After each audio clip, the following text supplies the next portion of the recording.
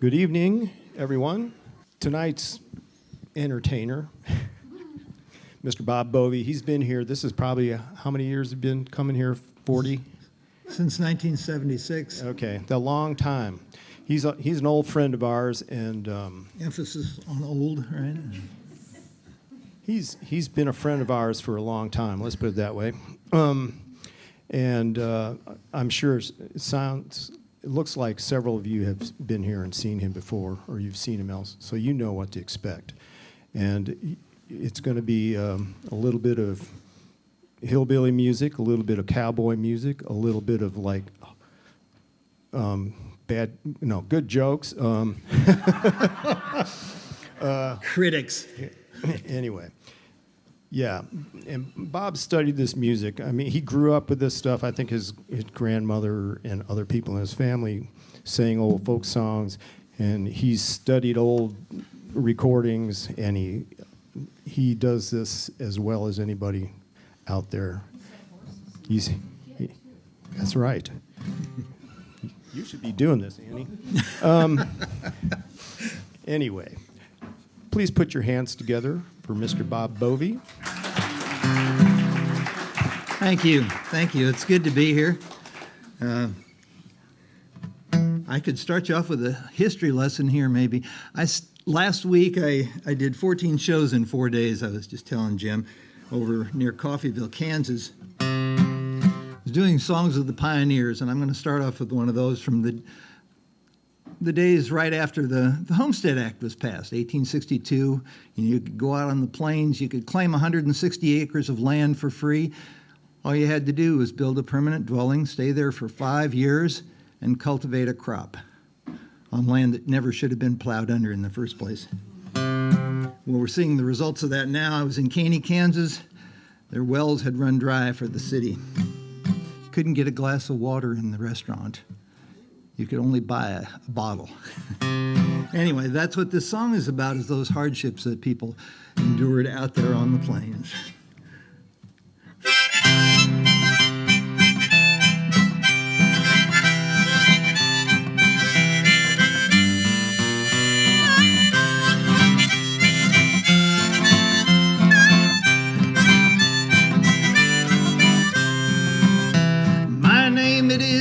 An old bachelor I am. You'll find me out west on an elegant plan. You'll find me out west in the county of fame, starving to death on a government claim. Hurrah for Greer County, the land of the free, the home of the bedbug, grasshopper, and flea. I'll sing of its praises, I'll tell of its fame, while starving to death on a government claim. My clothes, they are ragged, my language is rough, my bread is corn dodger, my goodness, how tough. Nothing to eat and nothing to wear, from nothing to nothing, that's the Greer County fare. Hurrah for Greer County, the land of the free, the home of the bedbug, grasshopper, and flea. I'll sing of its praises, I'll tell of its fame, while starving to death on a government claim.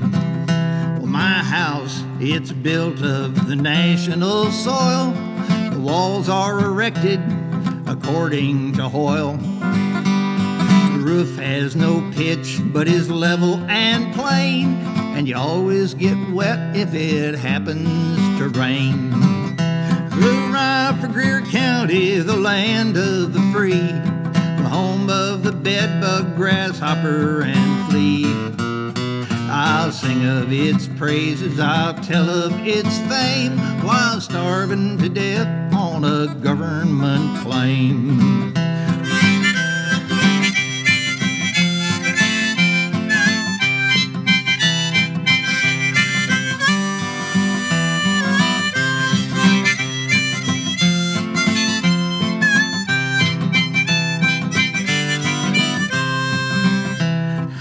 Happy am I when I go to bed. A rattlesnake rattles a tune at my head. and a gay little centipede, free from all care, crawls out of my pillow and into my ear. Hurrah for Greer County, the land of the free, the home of the bedbug, grasshopper, and flea. I'll sing of its praises, I'll tell of its fame, while starving to death on a government claim. So come all you claim holders, take a warning by me, don't live with the bedbug, grasshopper, and flea. I'll travel east and I'll marry me a wife and quit these corn dodgers the rest of my life. Hurrah for Greer County, the land of the free, the home of the bedbug, grasshopper, and flea. I'll sing of its praises, I'll tell of its fame, while starving to death on a government claim.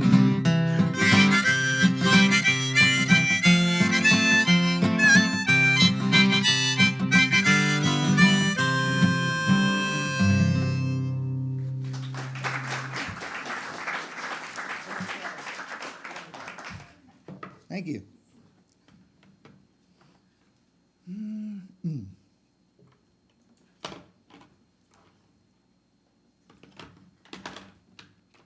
They all look alike. Get them confused here. As I was telling Jim, this is going to be a little different show than I have done here before. I just have some things that I used to sing 40 years ago. Some of them I've dug out, and I haven't really performed them since then. But times change, you know. I've lost so many close friends in the last few years, all the people in my musical community.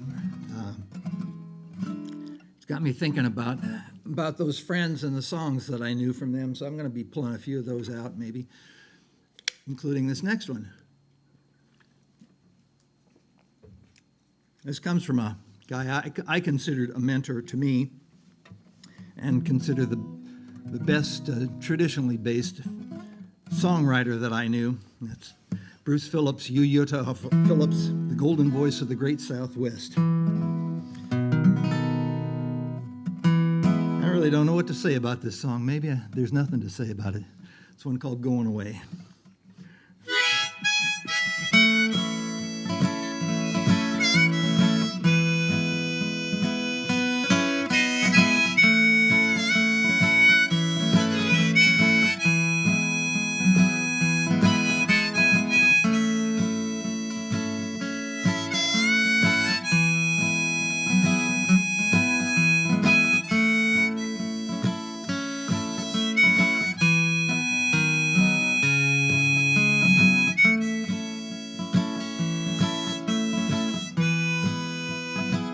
Is that the moon I see over there in the west, or just a headlight's gleam? C&O Express, I know she's gone. Whatever I say, and it won't be long till I make my mind and go away. Is that the sun coming up on the eastern shore, or just a cold bed's glow behind the firebox door? I know she's gone. Whatever I say, and it won't be long till I make up my mind and go away. See that man, can't hear the whistle, the blind old fool's caught out on a trestle. Can't go up and he can't go back. The train kept coming, brush him off the track. Other storms may blow, and the wind may rise. Still I long to go fast mail flies, I know she's gone. Whatever I say, and it won't be long till I make up my mind and go away.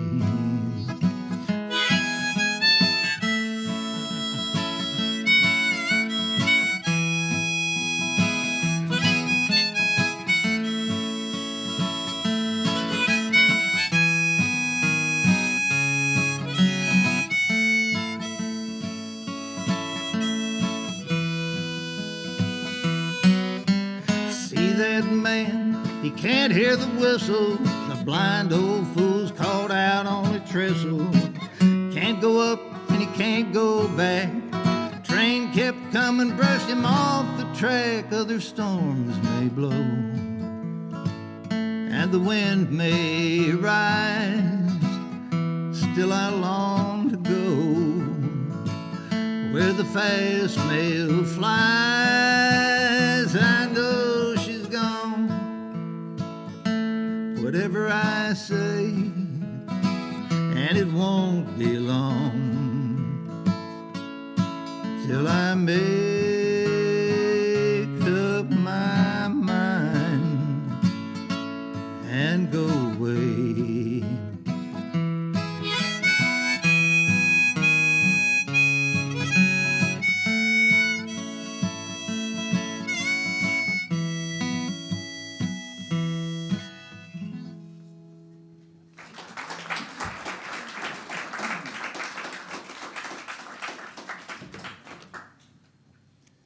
Thank you.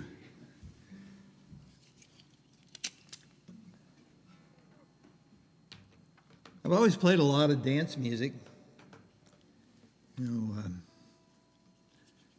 Square dance tunes and things like that. I'm going to play you one on the harmonica. I just have to decide if I remember it. I know hundreds and hundreds of these things, but mostly I can't play them unless somebody else starts them and I can follow them. And this one, I thought I had it down, but now I start thinking about it, and I can't remember how to get into it. Let's see. So I think I'll change my mind before I do it, rather than getting in there and not knowing what I was doing. This is a little tune from down in the Ozarks. Some of you will know this tune, of course.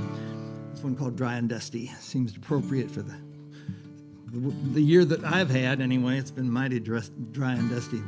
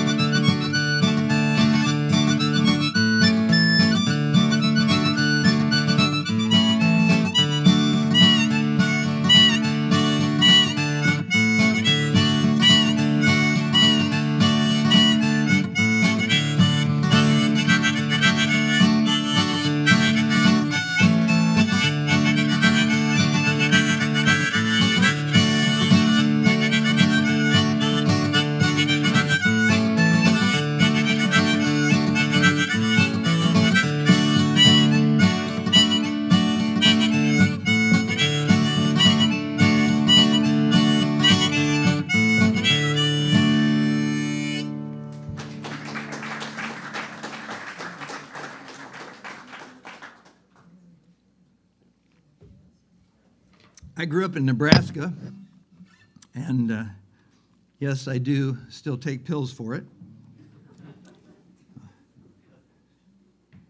And talking about weather, I mean, every place I go in the whole country, you know, I talk to people about weather, and they'll go, oh, well, you know how the weather is here in Missouri. You don't like it? Just wait 5 minutes. It'll change. Every place you go, people think they're the only ones that have that kind of weather.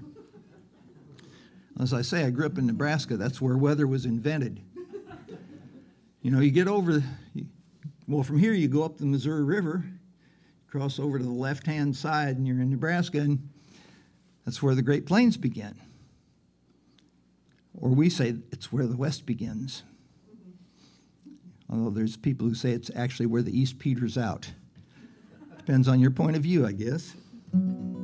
But anyway, we get that weather. You know, it's 500 miles across Nebraska. You get over the western border. There's Colorado and Wyoming, the Rocky Mountains. Wind comes rolling down off those Rocky Mountains across the Great Plains of Nebraska, 500 miles, nothing to slow it down but one barbed wire fence. And somebody left the gate open. So you really get weather there, and especially wind. I remember one time when I was a kid, the wind blew so hard out of the west, and we had these chickens. And you know, there are a lot of critters will do this. They'll turn their backs to the wind in a case like that. Well, these chickens did that. One poor old hen laid the same egg 7 times. And I tell you, that was hard on her. That's those Nebraska eggs. You know, they're so big, they only come 4 to a dozen. So the wind blows so hard out of the west that the sun has been known to set 3 hours late in Nebraska. That's the truth. And anyway, I grew up there learning a lot of cowboy songs. This is not one from my family, but they got me interested. I learned this from Glenn Orland, who lived down in Mountain View, Arkansas. And he had rodeoed, ran away from home when he was about 16 and became a cowboy and a rodeo cowboy. He rodeoed in the 40s and 50s. And he said after the shows, the cowboys would all go down to the local watering hole and have a few drinks. And there was inevitably a guitar either hanging on the wall of these bars, or some cowboy would bring one in and they'd pass it around if he knew some songs. And if there were certain songs that all the cowboys wanted to hear or wanted you to write the words down. And he said this one was always good for several drinks. This is about a cowboy who makes the mistake of letting his friends talk him into getting on a bicycle, or as they called it, the gall darn wheel. Well, I can ride the wildest bronco in the wild and woolly west. I can rake him, I can break him, make him do his level best. I can handle any cattle ever wore a coat of hair, and I had a lively tussle with a tarnal grizzly bear. Well, I can rope and throw a longhorn of the wildest Texas brand. At ending disagreements, I can take a leading hand. But I finally met my master, and it really made me squeal when the boys got me a straddle of that gall darn wheel. It was a tenderfoot that brought it while he was on his way from this land of freedom out to San Francisco Bay. He tied it at the ranch house to get outside a meal, never dreaming that us cowboys would monkey with his wheel. Well, there was old Arizona, and there was Jack McGill. They said I'd been a bragging way too much about my skill. And they said you'll find yourself against a different kind of deal if you will climb a straddle of that gall darn wheel. Well, such a slam against my talents made me madder than a mink. I swore that I would ride it for amusement or for chink, that it was just a plaything for the kids and such about, and they'd have their idea shattered if they led the critter out. Well, they held it while I mounted, and I give the word to go. The shove they get to start me weren't unreasonably slow. But I never spilled a cuss word, I never give a squeal. I was building reputation on that gall darn wheel. Now the grade was mighty sloping from the ranch down to the creek, and I went a galley fluting like some crazy lightning streak, a whizzing and a darting, first this way and then that, with the darn contrivance wobbling like the flying of a bat. Well, I pulled up on the handles, but I couldn't check it up. I yanked and sawed and hollered, but the darn thing wouldn't stop. Then a crazy sort of notion in my brain began to steal. The devil had a mortgage on that gall darn wheel. Well, I was kind of dim and hazy in remembrance of the stop, with the world a-going round and the stars all tangled up. Then come an intermission that lasted till I found I was lying at the bunkhouse with the guys all standing around. And the doctor was sewing on my skin where it was ripped. Old Arizona whispered, well, old boy, I guess you're whipped. Says I, yes, I'm busted from sombrero down to heel. And he grinned and said, you ought to see that gall darn wheel.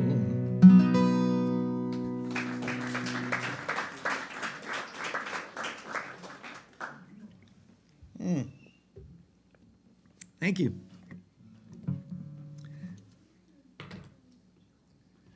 I often like to throw in a song from a fellow named Harry McClintock. Haywire Mac, they called him. One of the most interesting characters that I have not ever met, but that I know about in the whole music world. He was another one who ran away when he was a young teen, went off and joined the circus. And, you know, every kid's dream, right? Join the circus. Well, in the years after that, he worked a lot for the railroad, but he also hoboed around the country and worked at whatever kinds of jobs he found. So he was a cowboy, he was a lumberjack, I think maybe he was a miner. He was a sailor.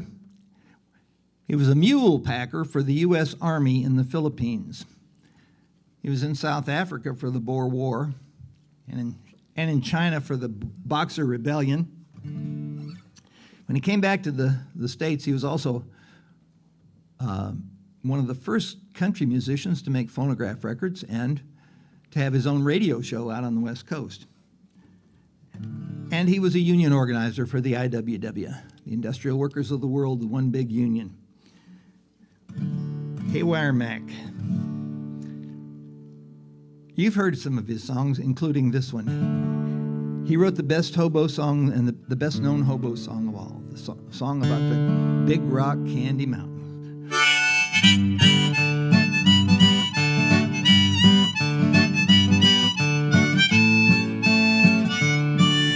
One evening as the sun went down and the jungle fire was burning, down the track come a hobo hiking, and he said, boys, I ain't turning. I'm a-heading for land that's far away beside the crystal fountain. So come with me, we'll go and see the Big Rock Candy Mountain. In the Big Rock Candy Mountain, there's a land that's fair and bright, where the handouts grow on bushes, boys, and you sleep out every night. Where the boxcars all are empty and the sun shines every day on the birds and the bees and the cigarette trees by the lemonade springs where the bluebird sings. In the Big Rock Candy Mountain, in the Big Rock Candy Mountains, all the cops have wooden legs, the bulldogs all have rubber teeth, and the hens lay soft-boiled eggs. The farmers' trees are full of fruit and the barns are full of hay. I'm a-gonna go where there ain't no snow, where the rain don't fall and the wind don't blow, in the Big Rock Candy Mountain.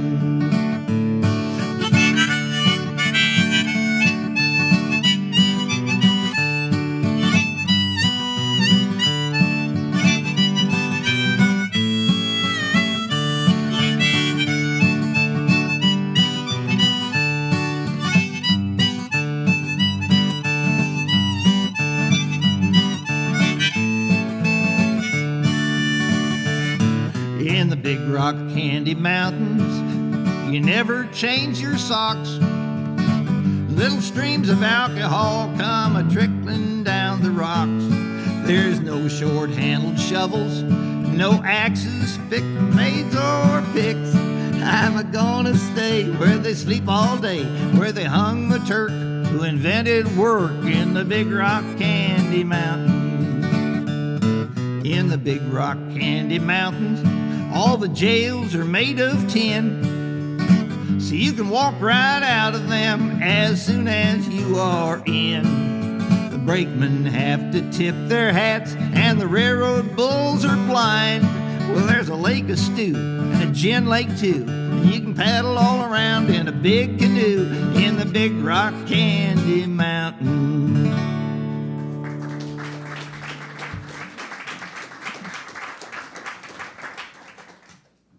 I've been looking for that place, I tell you.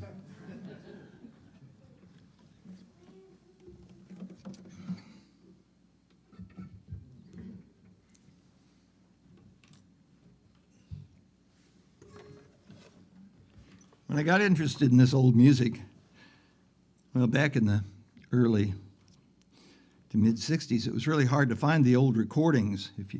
And I hadn't discovered that I could actually go out and find the 78s, the original 78s, but I started finding reissue LPs of recordings from the 20s and 30s, and that was kind of the stuff that appealed to me.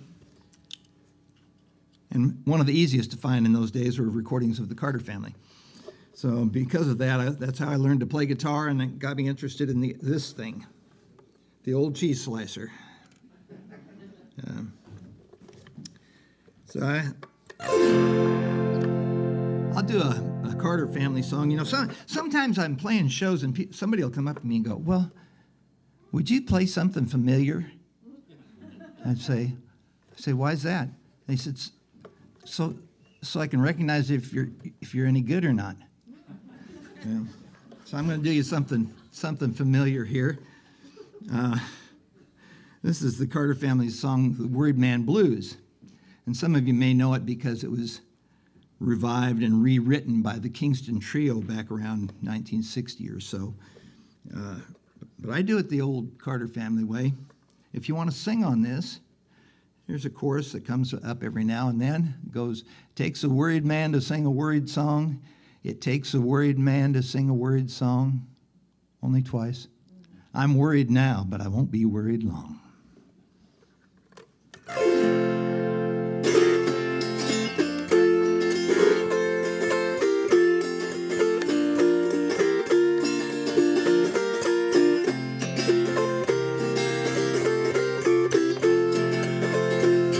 It takes a worried man to sing a worried song. It takes a worried man to sing a worried song. I'm worried now, but I won't be worried long. I went across the river and I lay down to sleep. I went across the river and I lay down to sleep. When I woke up, had shackles on my feet. 29 lengths of chain around my leg.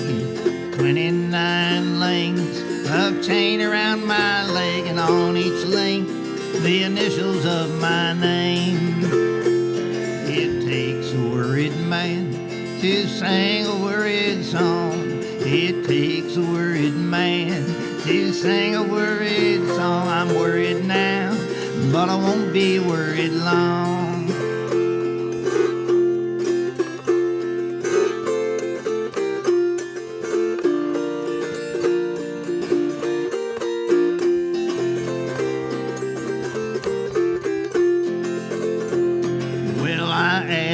Judge, what might be my fine?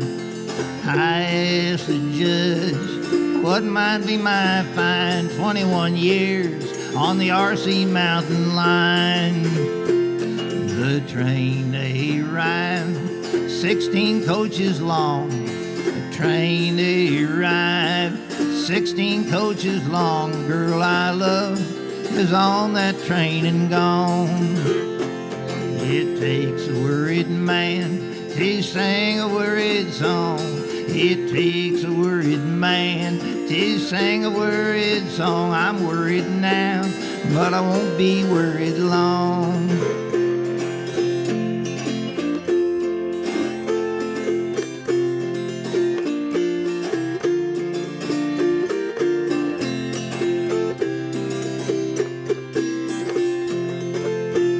If anyone should ask you who composed this song.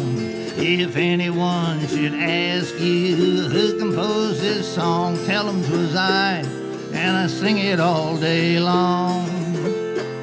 It takes a worried man to sing a worried song. It takes a worried man to sing a worried song. I'm worried now, but I won't be worried long.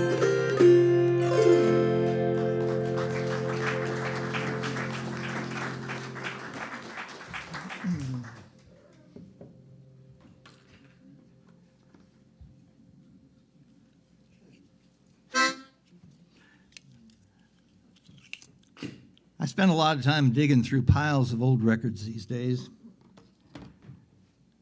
That's how I've learned a lot of the good old songs that I know. I find these old records of them.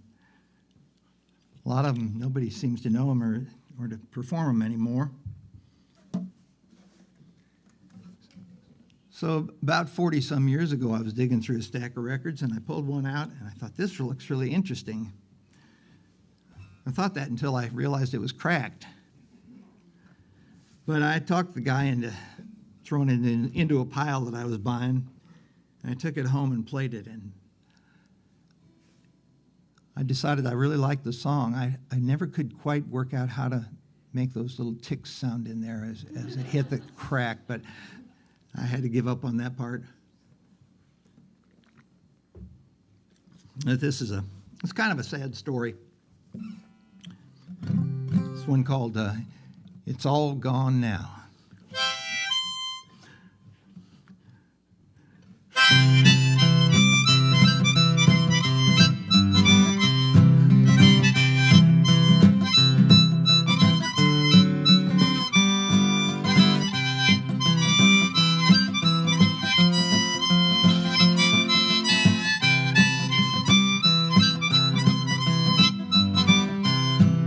I used to have a pocket full of money, but it's all gone now. I used to get drunk and feel mighty funny, but it's all gone now. I had a gal that I called mine. She said she liked me mighty fine. I used to go and see her and have a big time, but it's all gone now. It's all gone now. It's all gone now. I lost all my money in a big crap game. The gal I love is another guy's dame. The whiskey's all drunk up, oh what a shame. And it's all gone now.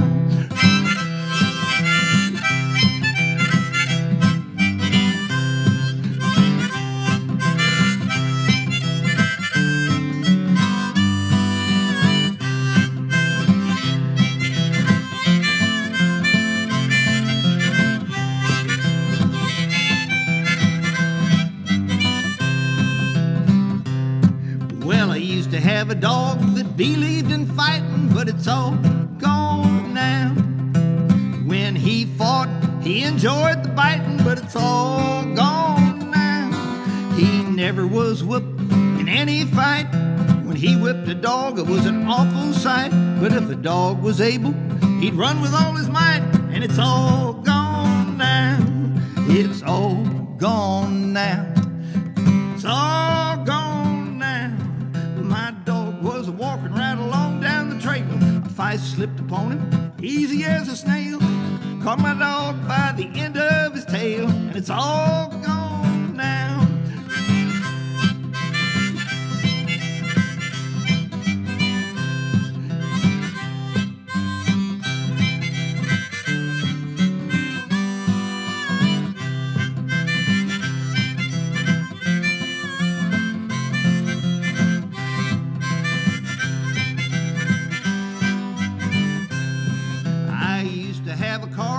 Was built for speeding, but it's all gone now.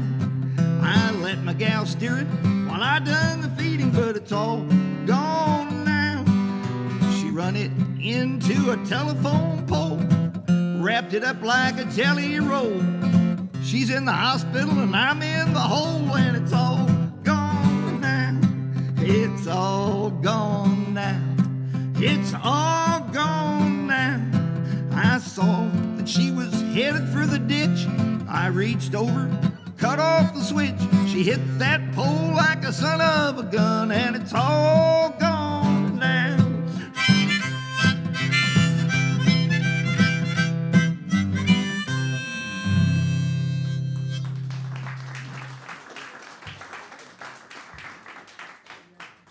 Felt like I needed the stepladder to reach some of those notes tonight. They were a little out of my reach. This story about the dog is true. I actually had something like that happen. I don't know if you understood that line about a feist. You know what a feist is? Or some say feist. It's one of those little scrappy dogs like a rat terrier or something that likes to fight. But I had this dog, and he got in a fight, and he got his tail bit off. Terrible thing. And before I could do anything for it, he bled to death, and I hated to lose him. He was my favorite little dog. But then his ghost followed me around for weeks after that, howling for his lost tail. Everywhere I went, this little dog ghost going, it was a terrible thing. Finally, the only thing I could think of to do was I went down to the liquor store.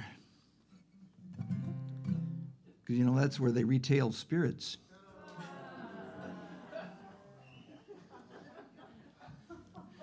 Well, they say every dog has his day, except that one he had a weekend. It's okay. I know. I hear you, and you'll be telling them tomorrow. I know that. My Uncle Herman was a great one for remembering old songs and poems. He remembered long poems. I've never been so good at that. I like kind of having the guitar there so it can kind of reinforce my memory. But I have a poem here. This is a cowboy poem written by a guy named Wally Forsyth, who's a rancher out in Montana. And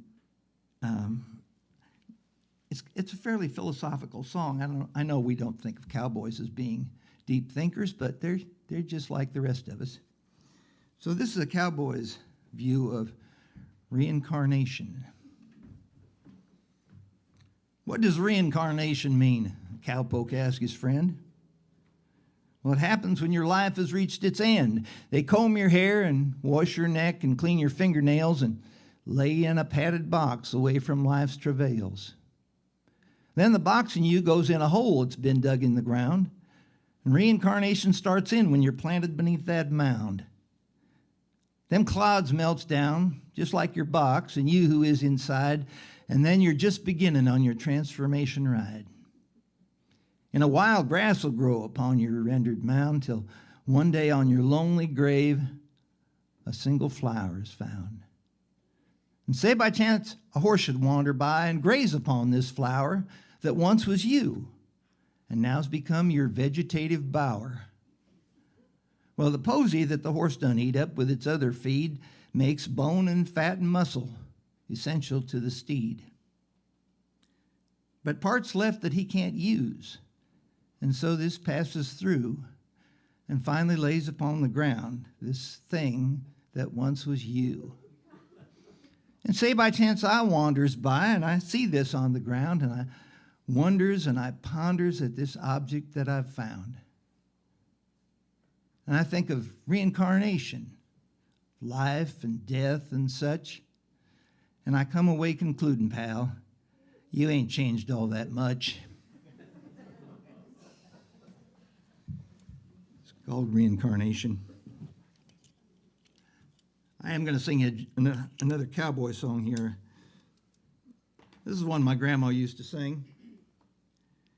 And I know that there's a verse missing to it. I've heard people do that verse, but I never did learn it because she didn't sing that verse.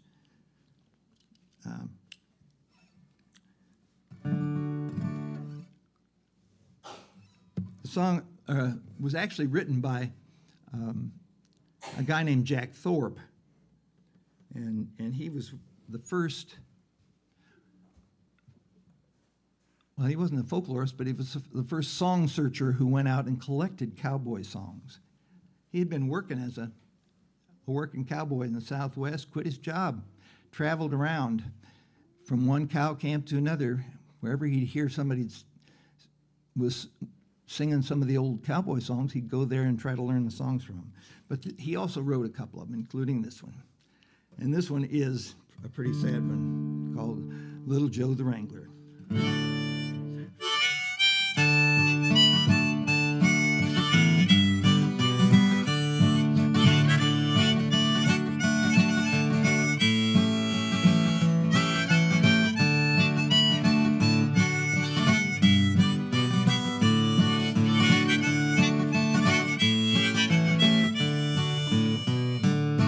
It's little Joe the Wrangler, he'll wrangle nevermore. His days at the Remuda now are o'er. 'Twas a year ago last April, he rode into our camp, just a little Texas stray and all alone. His saddle was a Texas cack built many years ago, and an OK spur from one boot lightly swung. His hot roll in a cotton sack so loosely tied behind, and his canteen from his saddle horn was slung. He said he had to leave his home, his pa had married twice, and his new ma whooped him every day or two. So he saddled up old Shaw one night and lit a shuck this way, and now he's trying to paddle his own canoe. He said if we would give him work, he'd do the best he could, though he didn't know straight up about a cow. The boss, he cut him out a mount and kindly put him on, for he sorta liked this little kid somehow. We learned him to wrangle horses and to try to know them all, and to get 'em in by daylight if he could, to follow the chuck wagon and always hitch the team, and help the cook to rustle up the wood.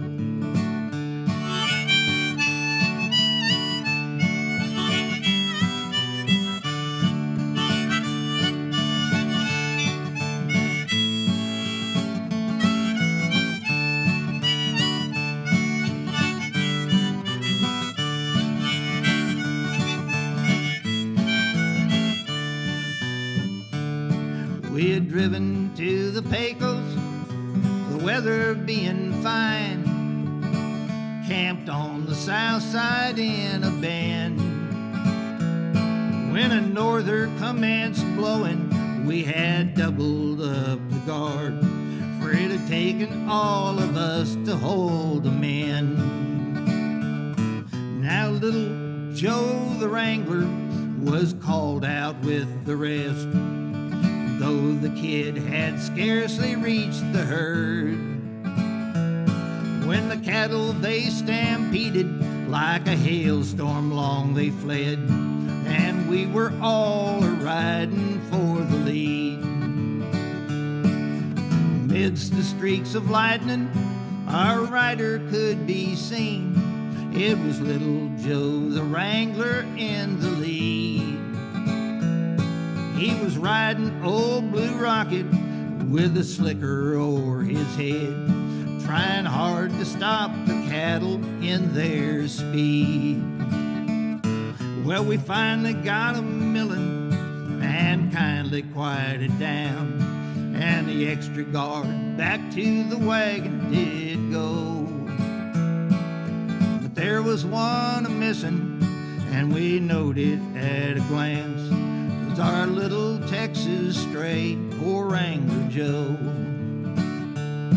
Next morning, just at daybreak, we could see where Rocket fell, down in a washout 30 feet below.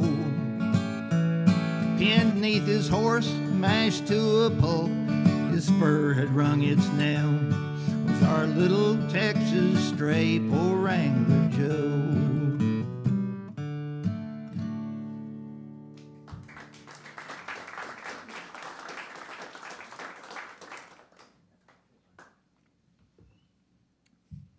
forgot I was supposed to give you some advice here.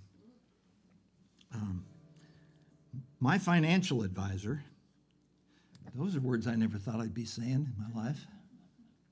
Hard to believe, isn't it? An old-time musician with a financial advisor. But my financial advisor told me, and you heed this now, that a CD is a sound investment. And I have some of those that you can invest in tonight. If you would like to. You just see me at the break or afterwards. I'm going to do one more song here and take a little intermission.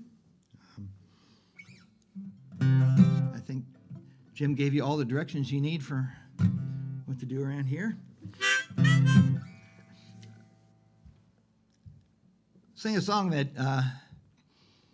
comes out of the black tradition, the old medicine shows. You know, used to be there, medicine shows would travel around. They'd have this so-called doctor who sold a concoction that he said would cure whatever ailed you. He might call it Kickapoo Tonic. He might call it Dr. Whitefeather's Magic Elixir, or whatever he called it. It was probably mixed up with a lot of alcohol, a little bit of water, probably some tobacco juice, some red hot chili peppers, and who knows what else. It had to taste bad, you know. If you thought it was going to be good for you, it had to taste bad. So anyway, the medicine shows would travel around. They'd have musicians with them that would gather up the crowd then, and then they could sell this medicine to them. That's where this song came from. So it's found in both the black and white tradition. Jimmy Rogers in the 1920s had a kind of a hit record with it, and so he recorded a second version that he just called number 2 of this. When I was a kid, 1954 or 5, Webb Pierce recorded this, and it was the number 1 country song of the year in the 1950s. And then, a little over 20 years ago, they used it in that movie. You know that movie. Oh, brother, that movie. So anyway, good songs, you know, they get recycled. They come around again and again. So this is about a fellow who's always getting into trouble.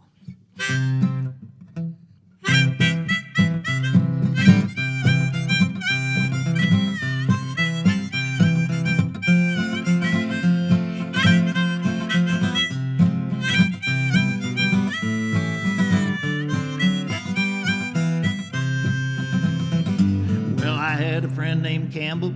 He used to rob, steal, and gamble.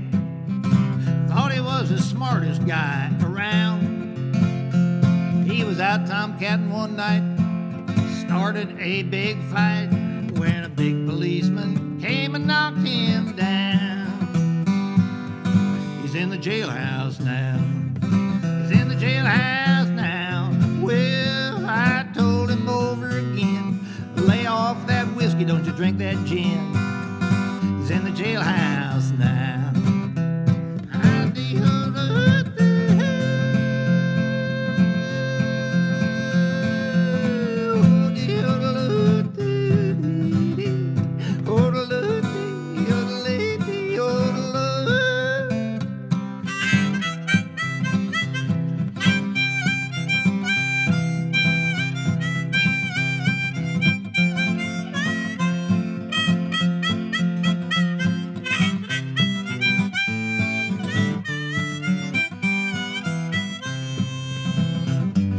Campbell broke jail one day.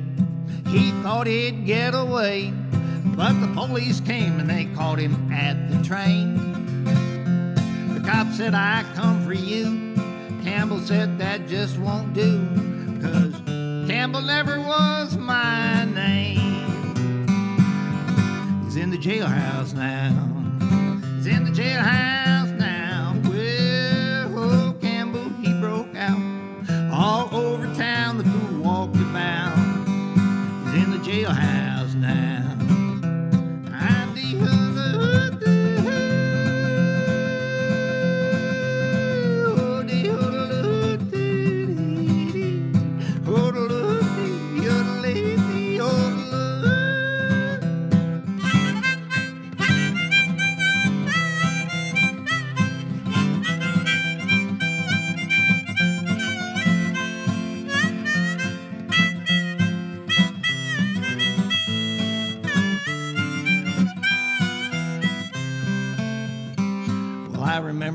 last election, the prohibitionists were in action, trying to elect themselves a president. Well, Campbell and John Austin bummed from New Orleans to Boston, and they got a bottle in every settlement. They're in the jailhouse now. They're in the jailhouse now. Well, they were down at the railroad track, stealing the train to haul it back. They're in the jailhouse now.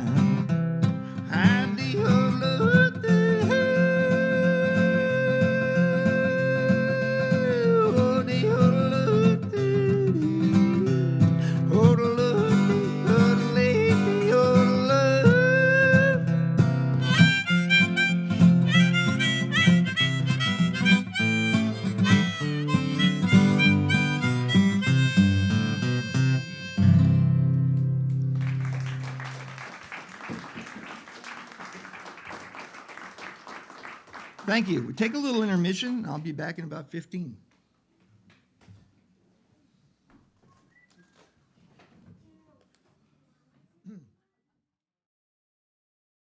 Thank you all for coming out, and I believe Bob has some more hokum, hoedowns, and hilarity for you. Here you go.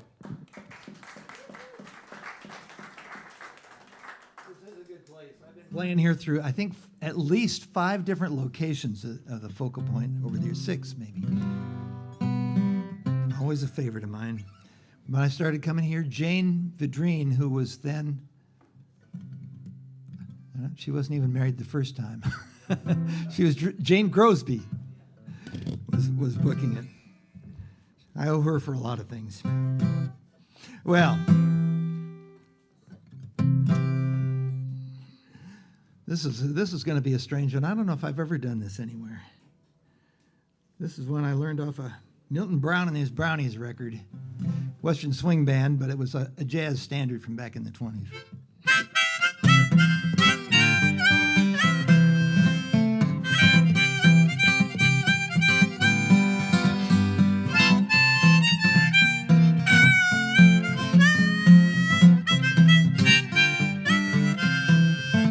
I'll be glad when you're dead, you rascal, you. I'll be glad when you're dead, you dirty dog. When you're dead and in the ground, you'll quit chasing my wife around, you dog. You rascal, you. Yes, I'll be glad when you're dead, you rascal, you. Oh, you dirty, dirty, dirty, dirty, dirty dog. I'll be standing on the corner high when they tote your bones on by. Oh, you dog, you rascal, you. Yes, I'll be glad when you're dead, you rascal, you. I'll be tickled to death when you leave this earth, you dog. Take my blackjack full of lead, gonna hitch on your big head, you dog, you dog, you dog.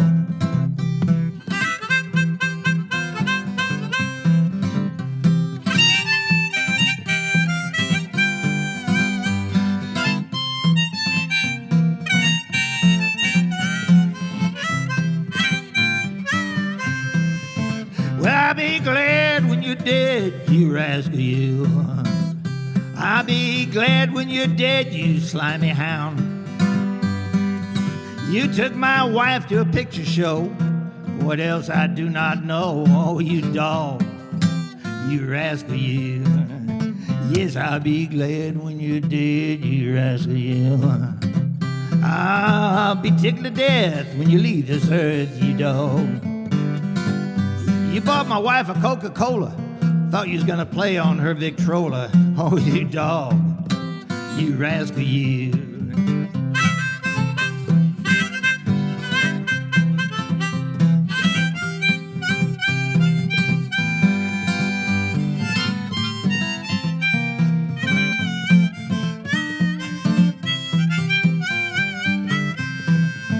Well, I'll be glad when you're dead, you rascal, you. Oh, you dirty, dirty, dirty dog. I went to the keyhole and took a look. You was doing things that weren't in the book. Oh, you dog, Yes, I'll be glad when you're dead, you rascal, you. I'll be tickled to death when you leave this earth, you dog. Well, I'll be dancing all over the place when they throw mud down in your face. I'll be you dog, you rascal, you.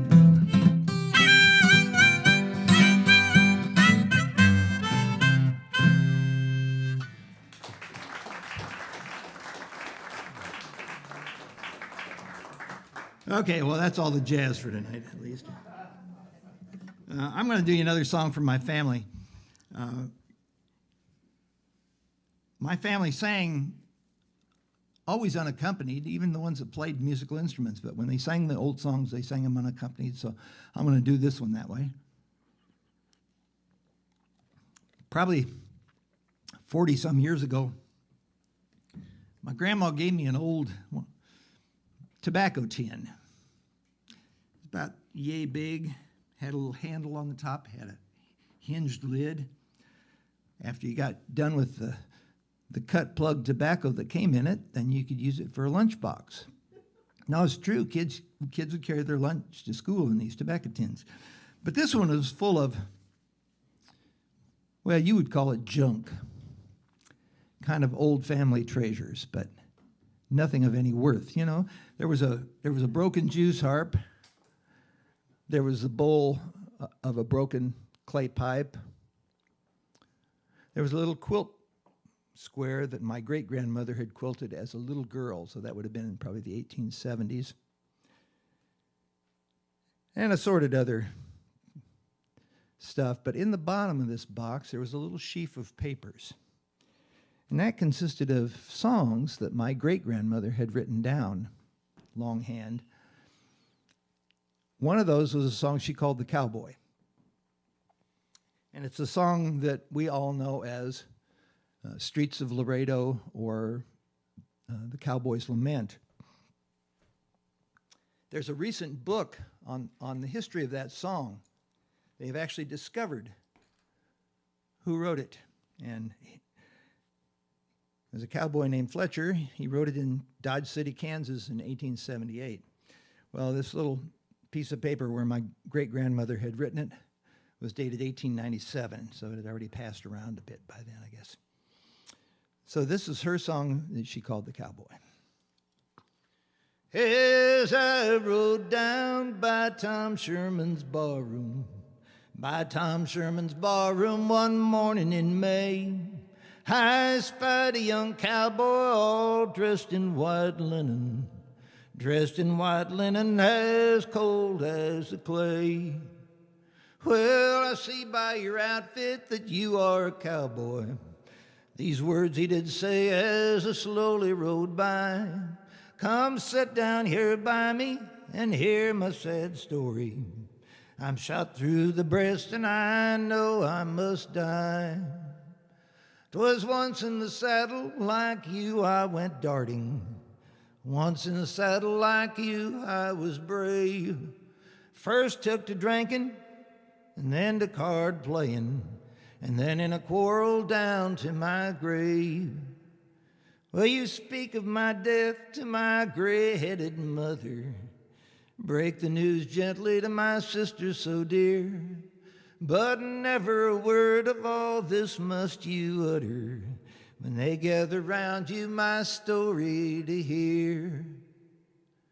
But there is another more dear than a sister who will bitterly weep when she knows I am gone.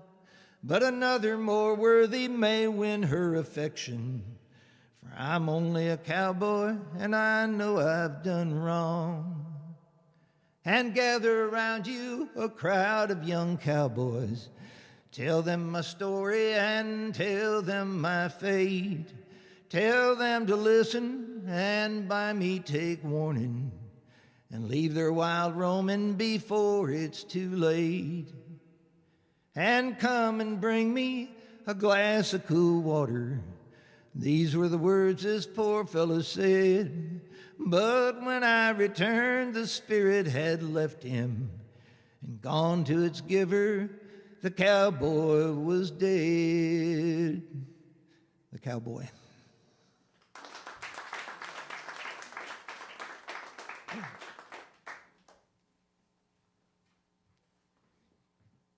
My great-grandmother, who had written that down, Helen, her name was Helen.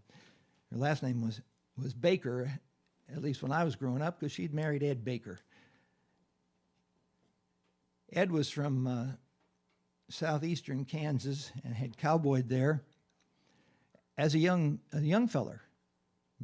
He had been born about 1872. He was cowboying as a teenager in the 1880s. I grew up with these folks. They were still around when I was a kid.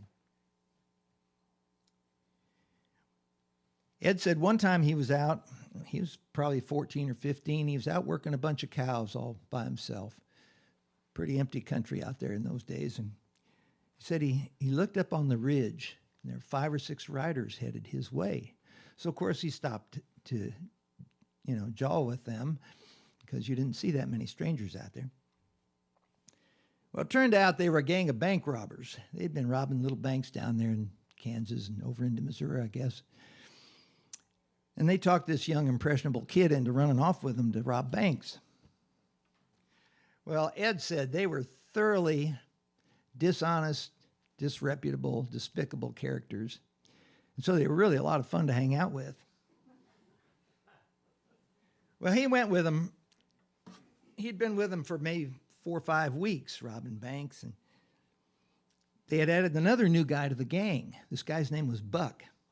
Well, they had just robbed a bank in one of those little towns in Kansas. It was either Chitopa or Chanute. And they were riding off. They were probably 3 miles out of town. The posse was probably still getting saddled up to chase after him. Old Ed said he was riding, well, young Ed then, said he was riding along, and he looked up ahead of him, and the boss of his gang was there, and he was riding with this new guy, Buck. Well, the boss turned over and looked at Buck, and he said, "Buck, how much is 2 plus 2? And Buck said,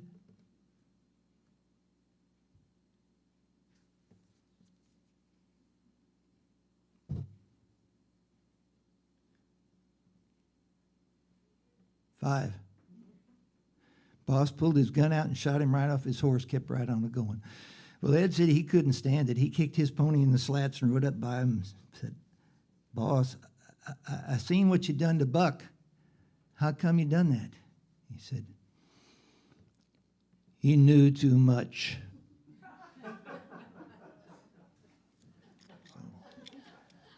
I've never been accused of that myself, I'll tell you that. I'll play another little tune here. This is another one. I learned this one off of one of those old 78s that my friend, the late Bruce Brecky, had found, and turned out to be an extremely rare 78 and a wonderful little tune I've always liked called the Cincinnati Rag. Oops. That is not the right harmonica for it. You'll like it better if I play it in the same key on both instruments.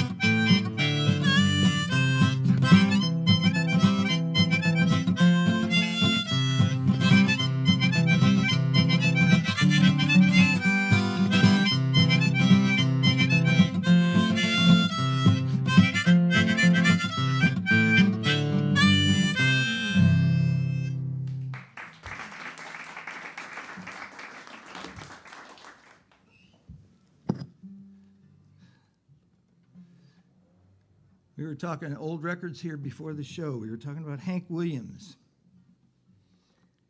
And when I was a kid, Hank Williams, he was the stuff. I used to like to go to honky-tonks with my grandparents. In those days, they'd let little kids in, you know. I'd have a 7-Up while they were having beer and a shot. Listen to the jukebox. Well, the jukeboxes were full of Hank Williams and Lefty Frizzell in those days. And I guess that kind of created my love for Hank Williams. So I'm going to do you one of Hank's songs here. This one, some people say there's a yodel in this. I don't think it really is. It's kind of a faux yodel.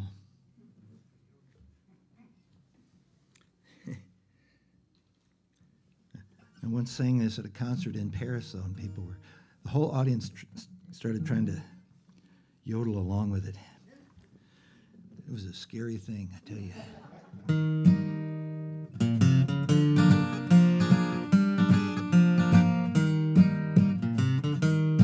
I went down to the river to watch the fish swim by.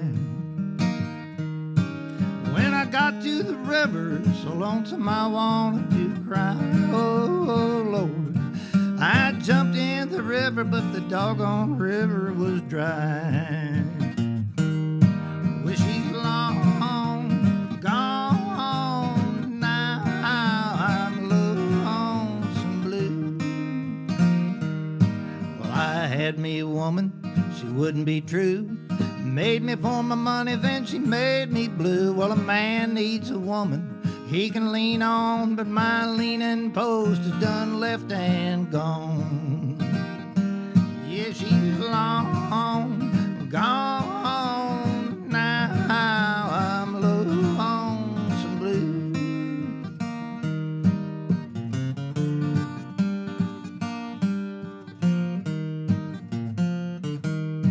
I'm gonna find me a river, one that's cold as ice. When I find me that river, Lord, I'm gonna pay the price. Oh, Lord, I'm going down in it 3 times, but Lord, I'm only coming up twice. Yeah, she's long gone now. I'm lonesome blue. Well, she told me on Sunday she was checking me out. Long about Monday, she was nowhere about now. Here it is Tuesday, ain't had no news. I got those gone but not forgotten blues. Yeah, she's long gone now. I'm lonesome blue. She's long gone.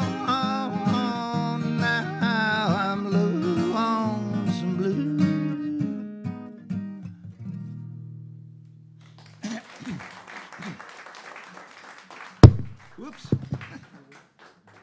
Sorry, Mike.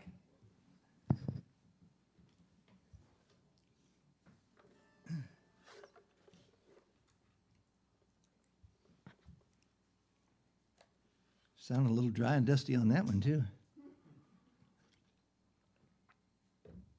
Yeah. Got another Carter family song. And as I used to do, I took this to my grandma.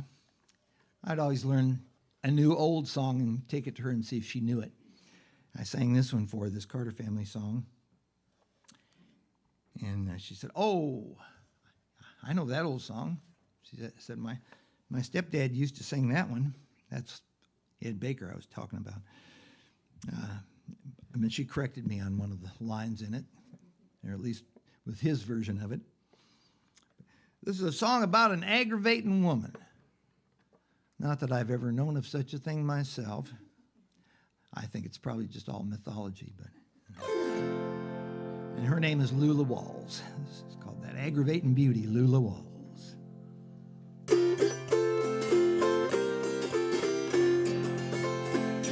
One evening getting dark, we first met at the park. just sitting by the fountain all alone. I lifted up my hat and then began to chat. She said she'd allow me to see her at her home. Such a star I've never seen. She's as pretty as a queen, perfect as an angel from above. If she'd only be my wife, I'd live happy all my life with that aggravating beauty little wall.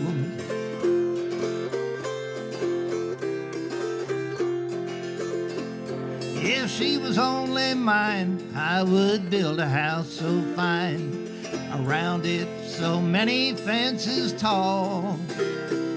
It would make me jealous free, that no one else but me could gaze upon that beauty little wall. Such a star I've never seen. She's as pretty as a queen, perfect as an angel from above. If she'd only be my wife, I'd live happy all my life with that aggravating beauty little wall.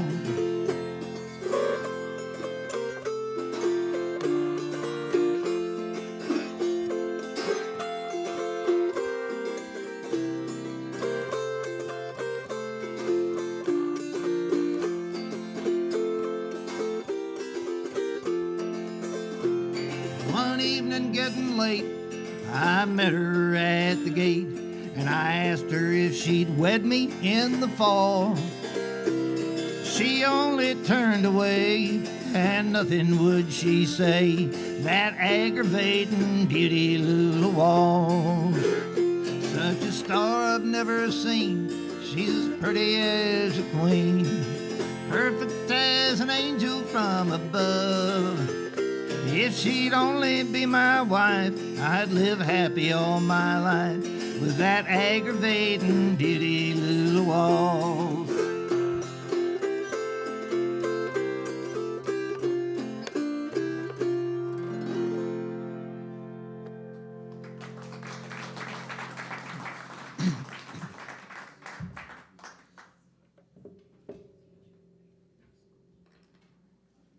I don't know if I've even talked about where I live now. I live up in southeast Minnesota, out in the country. I live in Blackhammer Township. So if you're ever coming up there, you look for Blackhammer Township, and you find me right down in the southeast corner of it. Just outside Spring Grove. Spring Grove was the first Norwegian settlement in Minnesota. When I moved there in 1990, it was still 98% Norwegian. I wasn't Norwegian when I moved there.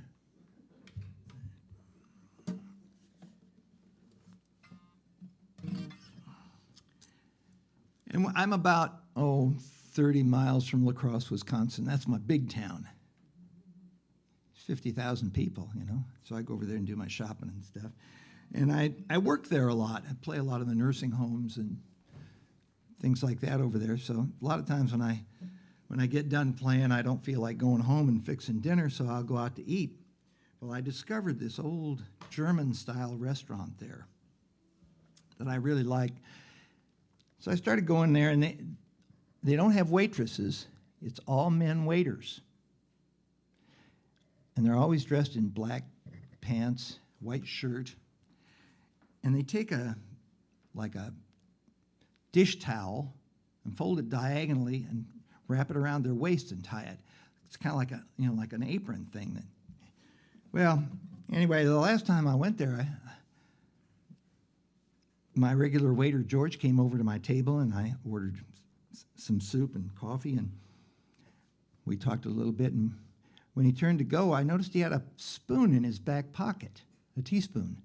And I stopped and I said, "George, what's with the teaspoon?" And I looked around, I saw all the waiters had these teaspoons in their back pocket. He said, "Well, the boss hired one of those time and motion men, an efficiency expert. He come around and made notes and figured out that the thing that more customers need and ask for is a spoon. They'll not get one when they're served, or they've dropped it on the floor or whatever. He said he figured out that we could save almost a minute every time one of those people asked for a spoon without having to go clear across the room and pick one up and bring it back. We just have one in our pocket. I said, that's pretty good. Okay. I said, okay. So then he started to leave, and I saw this string hanging out of the front of his pants. And I said, wait, George. And I looked at the other waiters, and I could see that on them too. I said, what's with that string? He said, oh, that's that efficiency expert again. He figured out that the biggest waste of time for us employees is every time we go in the bathroom, when we're done, we've got to wash our hands. And that takes a couple of minutes. You know, time's money here. I said, yeah, and the string? He said, well, he figured out that if we use that string to pull it out, we don't have to wash our hands. We can save that time. I said, oh, okay, I guess that makes sense. But I said, how do you put it back? He said, most generally, I use a spoon.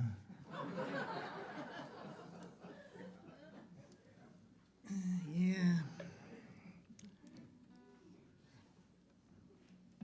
It's an easy solution. I should have thought of that myself.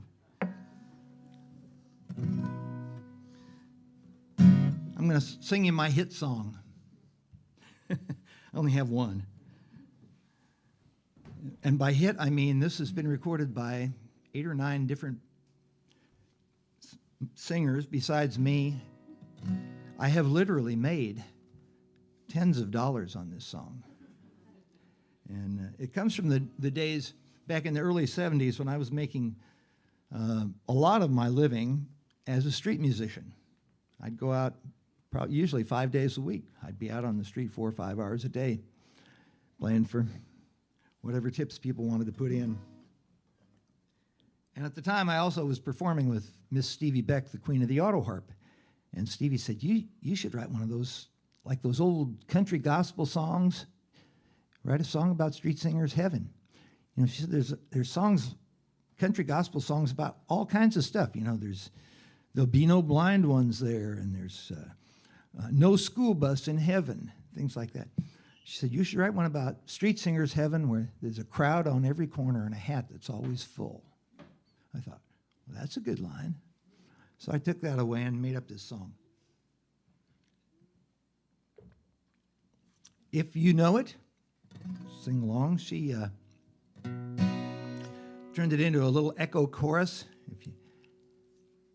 When I sing, when I'm gone, you just echo that, when I'm gone. Okay,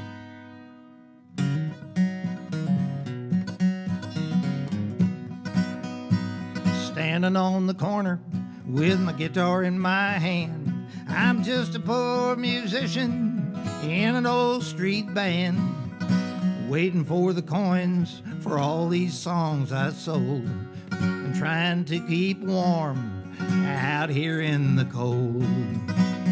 When I'm gone, they'll talk about my singing. When I'm gone, they'll remember the good old days.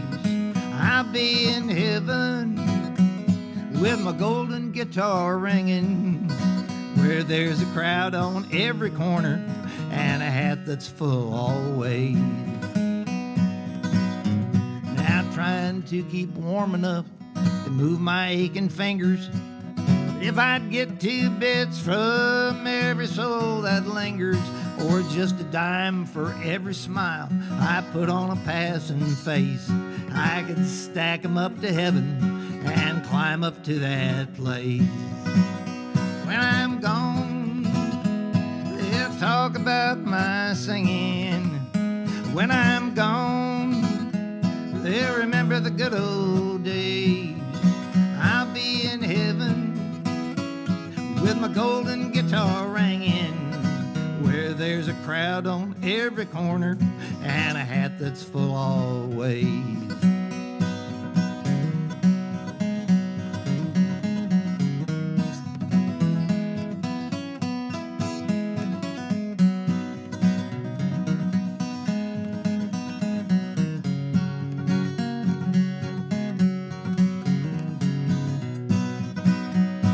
I've heard that up in heaven, street singers do so fine.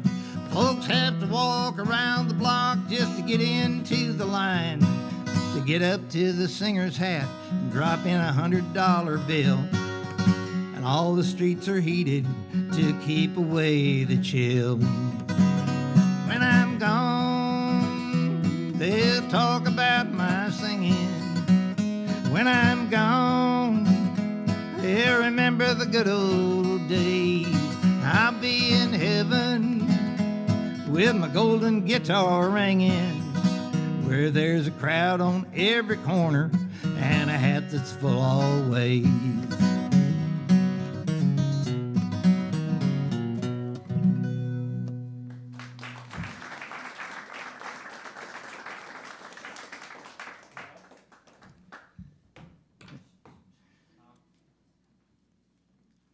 Let's see here.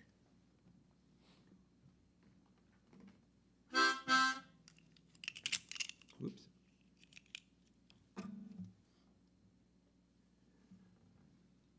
I have traveled, for 52 years off and on with Pop Wagner, the hillbilly folk singer from Yellow Springs, Ohio.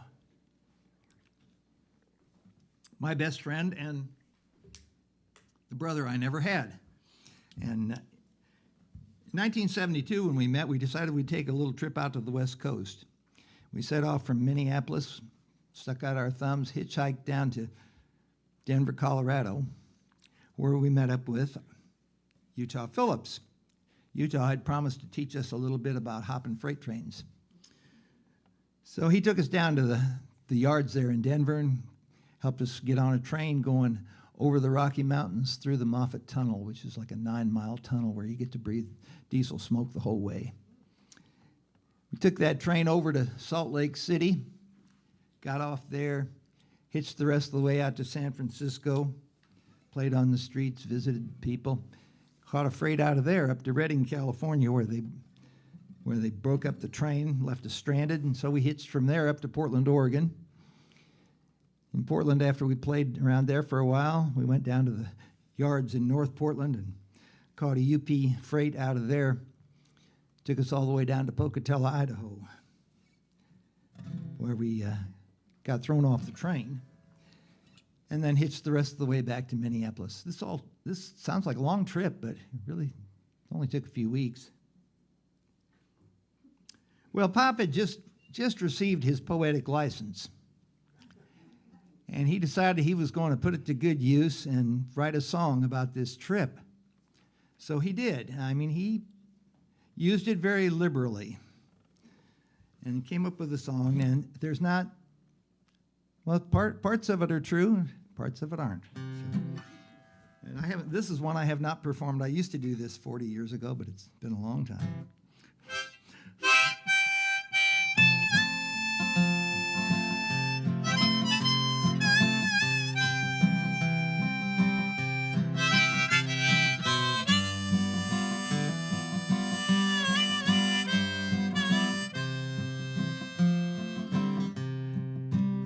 Sitting here drinking coffee from a rusty old tin can in a roadside park shelter, staying out of the rain. I rolled out of Portland, rode a fast rattler to the freight yards in Pocatello, where I was kicked off the train. And I spent my last quarter on a can of Prince Albert smoking tobacco in Billings, Montana. And it was starting to snow. If I could thumb down a transport for St. Paul or Chicago, I'd hit the cities by evening. I know just where to go. and she's gonna put food on the table, whiskey in my glass, hold me close till morning, make all my troubles pass, and all my hard and sad times won't seem so bad when I can lay next to that woman in a new day's dawning light.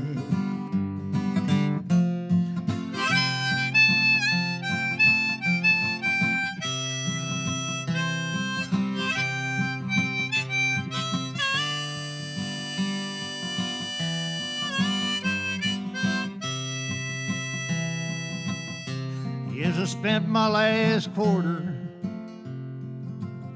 on a can of Prince Albert smoking tobacco with some rolling papers. That was yesterday morning in Billings, Montana. It was starting to snow, getting pretty cold out on the highway. But if I could thumb down one of these diesel transports for Chicago or St. Paul, Minnesota, I'd hit the West Bank by evening. I know just where to go.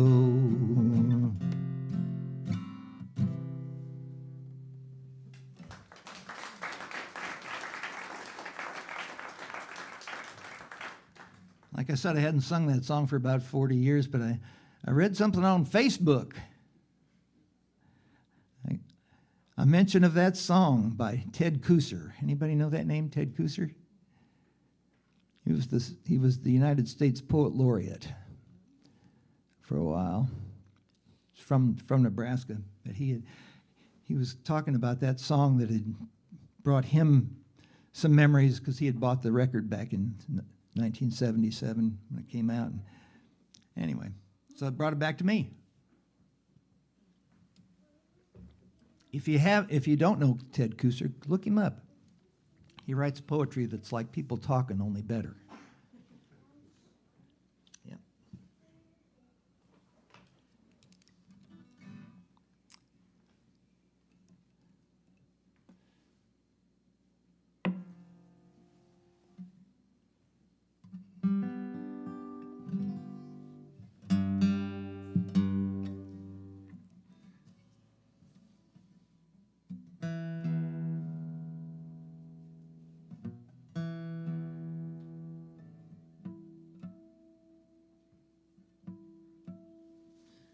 I don't know why I'm tuning that. I'm going to knock it out of tune on this song anyway.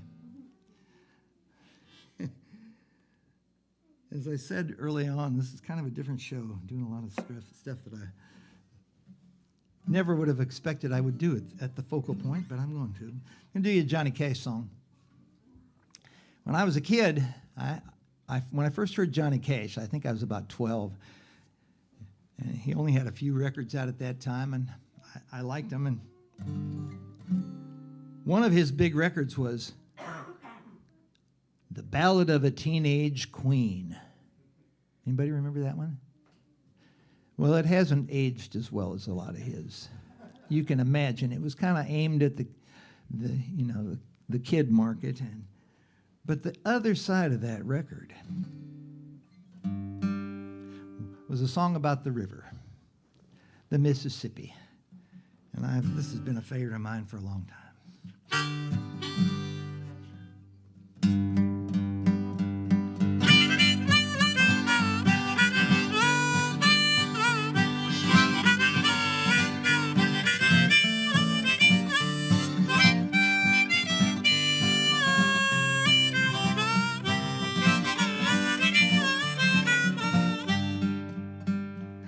I taught the weeping willow how to cry, cry, cry. I showed the clouds how to cover up a clear blue sky. And the tears I cried for that woman are gonna flood you, big river. I'm gonna sit right here until I die. Well, I met her accidentally in St. Paul, Minnesota. And it tore me up every time I heard her drawl, southern drawl. Well, I heard my dream, went back downstream, cavorting in Davenport. I followed you, Big River, when you called.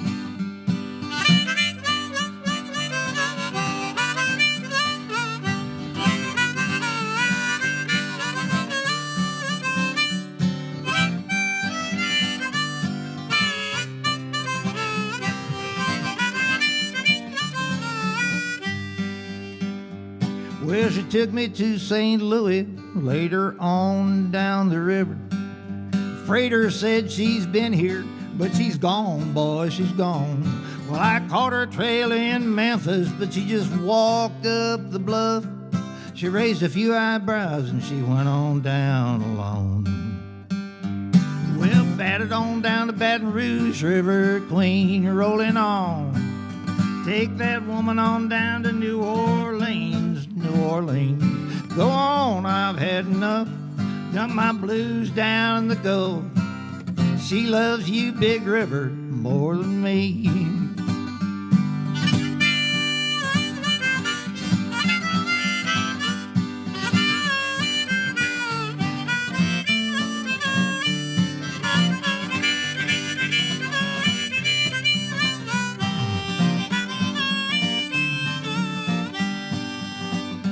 Well, I taught the weeping willow how to cry, cry, cry. Showed the clouds how to cover up a clear blue sky. The tears I cried for that woman are gonna flood you, Big River. And I'm gonna sit right here until I die.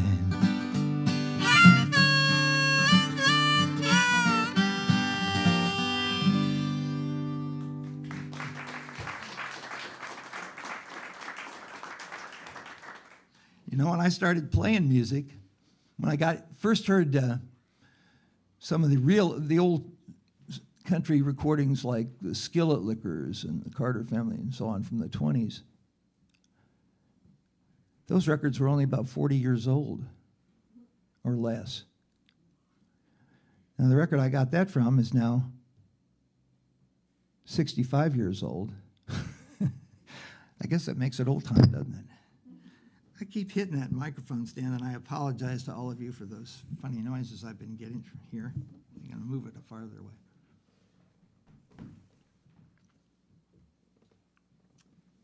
I've got one more song in mind that I want to do. And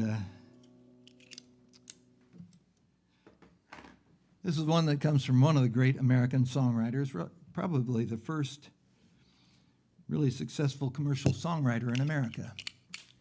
Stephen Foster. Stephen Foster, do you know Stephen Foster was born on the 4th of July, 1826, exactly 50 years after the signing of the Declaration of Independence. His big hits in 1848 and 49, I can't remember which one was each of those 2 years, but those two hits were Oh, Susanna and Camptown Races. Of course, in those days, you know, you didn't have any records sales, didn't have any radio plays. You determined how the big hits were from how much sheet music they sold and probably how much they got played in the minstrel shows. So those songs, he wrote those songs. He wrote Beautiful Dreamer, Jeannie with the Light Brown Hair, the Glenn D. Burke, Old Black Joe, and Hard Times. My favorite of all Stephen Foster's songs, and usually I end these shows usually with something really up, maybe rousing, but this is my song tonight.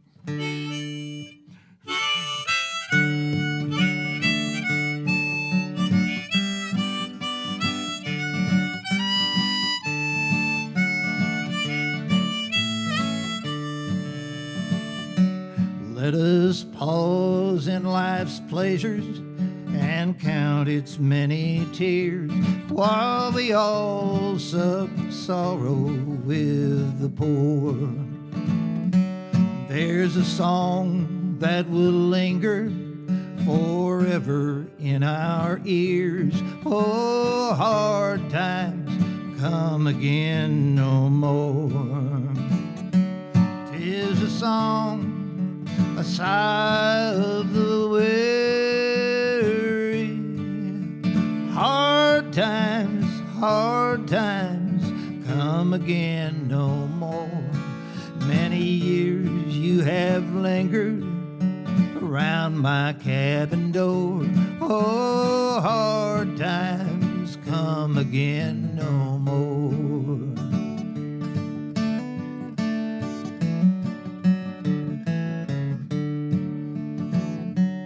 While we seek mirth and beauty and music light and gay, there are frail forms fainting at the door. Though their voices are silent, their pleading looks will say, oh, hard times come again no more. 'Tis a song, a sigh of the weary. Hard times come again no more.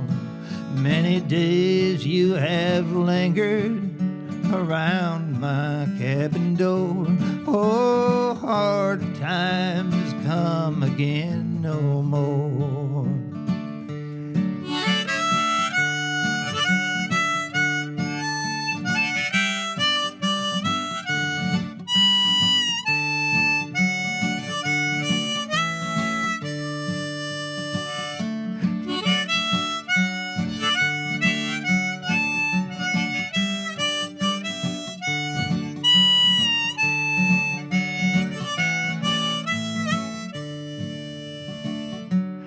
There's a pale, drooping maiden who toils her life away with a worn heart whose better days are o'er. Though her voice would be merry, 'tis sighing all the day. Oh, hard times come again no more. 'Tis a song, a sigh of the weary. Hard times come again no more. Many days you have lingered around my cabin door. Oh, hard times come again no more.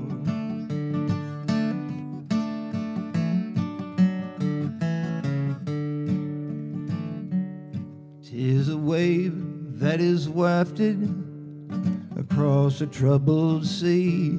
'Tis a wail that is heard upon the shore. 'Tis a dirge that is murmured round the lowly grave. Oh, hard times come again no more. 'Tis a song, a sigh of the weary. Hard times come again no more. Many days you have lingered around my cabin door. Oh, hard times come again no more.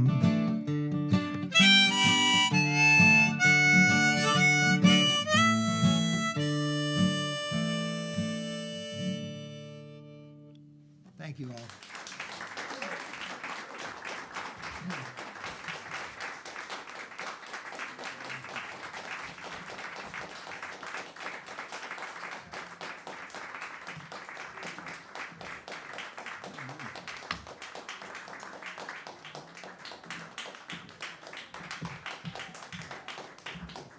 Okay, thank you. I'm easy. So does anybody have a request?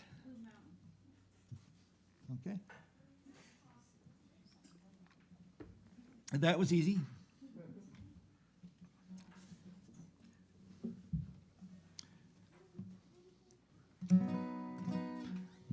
Blue Mountain is a real mountain. It's out in Utah, close to the town of Monticello. I have not seen it in person, but I have seen photos of it. And the way the trees grow on the side of the mountain makes it look like a picture of a horse's head. Especially you can see it in the winter when there's snow on the mountain. And that has endeared it to the cowboys out there. Back in the 1920s, a judge by the name of Keller made up a song about that area. And a lot of the verses are about characters he knew, pioneers in that part of Utah. Some of it doesn't quite make sense to any of us if we don't know all of what that means, but it doesn't matter. And it has a wonderful chorus. You can help me sing.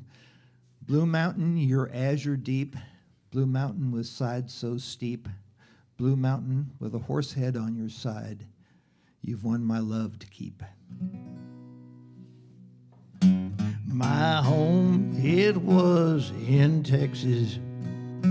My past you must not know. I seek a refuge from the law, where the sage and the pinyon grow. Blue Mountain, your azure deep, Blue Mountain with sides so steep, Blue Mountain with a horse head on your side, you've won my love to keep. For the brand LC I ride, and the sleeper calves on the side. I'll own hip, side, and shoulder when I grow older. Zapatero, don't you tan my hide. Blue Mountain, your azure deep, Blue Mountain with sides so steep, Blue Mountain with a horse head on your side, you've won my love to keep. Well, I chum with Laddie Go Gordon, and we drink at the Blue Goose Saloon. We dance at night with the Mormon girls, ride home in the light of the moon. Blue Mountain, your azure deep, Blue Mountain with sides so steep, Blue Mountain with a horse head on your side, you've won my love to keep. Well, we trade at Mons' store with the bullet holes in the door. His calico treasure my pony can measure when I'm drunk and feeling sore. Blue Mountain, your azure deep, Blue Mountain with sides so steep, Blue Mountain with a horse head on your side, you've won my love to keep. I can always close my eyes and see an image of these cowboys riding into this store, riding out with bolts of calico trailing off over their horses' tails. Your calico treasure my pony can measure. Well, cowboying was a seasonal profession. You had a lot of work from the spring roundup when you had new calves, and you were branding all through the summer up into the fall when you'd have another roundup, sell cattle, ship them, or trail them out. But most cowboys were out of work over the winter, and they were not usually very good at saving up their money to do that. But in the West, you could ride from one ranch or line shack to another, and always there was enough hospitality that you'd be invited to stay and eat. You could usually stay for a few days, sometimes a lot longer if you were entertaining enough. And there was a woman named Evelyn down there in that part of the country who was a special soft touch for the Cowboys. And that's what this last verse is about. In the summertime, it's fine. But in the winter, the wind does whine. So say, now, brother, if you need a mother, there's Ev on the old Chuck line. Blue Mountain, your azure deep. Blue Mountain, west side so steep. Blue Mountain, with a horse head on your side. You've won my love to keep.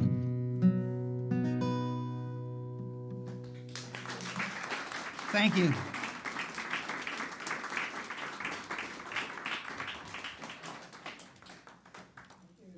Thanks to everybody for coming.